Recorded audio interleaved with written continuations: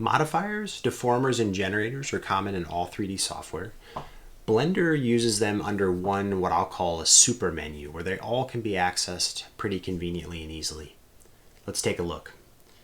Add a cube to your scene. We'll mess with this one for just a bit. And once you've added that cube, I want you to go down to the object properties where we are used to seeing the values and properties of our cube, and take it just one step further and go to the Modifiers tab, which is just below that. The Modifiers tab, once opened, has a vast array of modifiers, generators, deformers, and other physics properties that you can apply to your objects.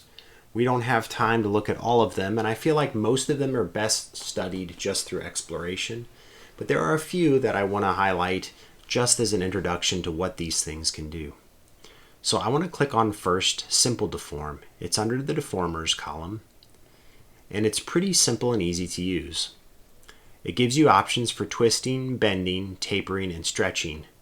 However, when applying to a cube, as you can see here, we're not getting like the best results. It is twisting and it is bending, but not so well. We need a little bit more geometry in order to be effective. So removing a modifier is as easy as adding one. Simply click the X and the modifier is removed. Let's give a little bit more geometry here to this cube so that we can see the benefits of these deformers a little bit better. I'm going to switch to edit mode. I can hit the tab key. And I'm going to add some loop cuts. And loop cuts are easy to add. We showed this in a previous video. We add some loop cuts, but what's interesting is we can increase the number of cuts in either of these interfaces. So I only made one loop cut, but then I can increase the number of cuts by going to this little pop-out window. And that's super helpful. I can also increase the number of cuts before I commit the operation if I know I'm going to want 10 cuts. So that way I have 10 cuts this way, I have 10 cuts that way, and it happens. Impact is very quick and very effective. Let's get that modifier back out. Simple Deform. Now when we do the Simple Deform this time around, we can see that it's actually deforming that object quite a bit better. So now when I implement the twist, I can see the twist quite effectively, because it's got more geometry that it can deform, so we're not seeing as much tearing. Equally, when I go to the bend deformer, let's move around here, you can see that the bend is much smoother now too. Taper, I'm looking at the wrong end of it. Let's rotate. Taper, much smoother. And stretch, kind of does like this hourglass thing. Kind of a bulge, squash, and stretch. I love it. As an animator at heart, the squash and stretch just happening so quickly and easily, I just love seeing it. We can change the axis on all of these, so we can do it on the y-axis, we can do it on the z-axis. It's pretty easy just to change those values. So you can see that the Simple Deform, very easy to add, very easy to manipulate. We can change the axis very easily as well, and all these other factors. Now to commit this, let's say we really love this change. Right now this is non-destructive, meaning if I wanted to, I simply delete and we go right back to our cube shape, right?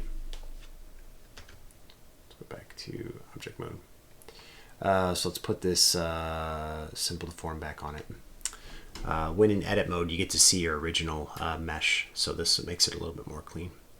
So now I've got these bends and other stuff going on. But what if I wanted to commit that change? Let's use the stretch one, for example. Let's say I really wanted this shape that we're seeing there as like the leg of a end table. Well, if I wanted to select and go back into edit mode, I couldn't really mess with these faces very much, can I? I can't select them because it's not committed yet. In fact, I'm moving these faces, right? The faces that are found on my root object versus the modified one. However, if I want to commit this deformation and make this hourglass the permanent shape for this polygon, I can do that pretty easily. So let me deselect some things here. Might go back into object mode. And then I can click apply. Once I click apply, going back into edit mode, you can see that it has committed that modifier, that deformer, to my permanent geometry shape. Let's step back because there's a few different ways we can get this done. We can also go up to Object, Convert to Mesh, and that will flatten the operation. And last, we can hit Control A when our modifier is selected. Oops, make sure, I believe I have to be in edit mode for this one. Nope, that was flattened. Object mode. With this selected, Control A flattens that. Think for apply. And so now we can go back into edit mode, and here we are. So there's 3 or 4 different ways you can actually commit that modifier to each of your shapes. So there you have it, that simple modifier. Again, there are many more. You can stack them. So I could add yet another simple deform, and we could then twist this one. All right, so let's twist this one on that z-axis. And then not only do you get the, let's see, Control A. We'll just click apply. Oh, let's go to object mode and then apply. And then maybe shade smooth. There we go. So not only can you add a modifier, but you can commit it, flatten it, and then add another to get compounded shapes. In the next video, we might talk a little bit more about managing those modifier stacks.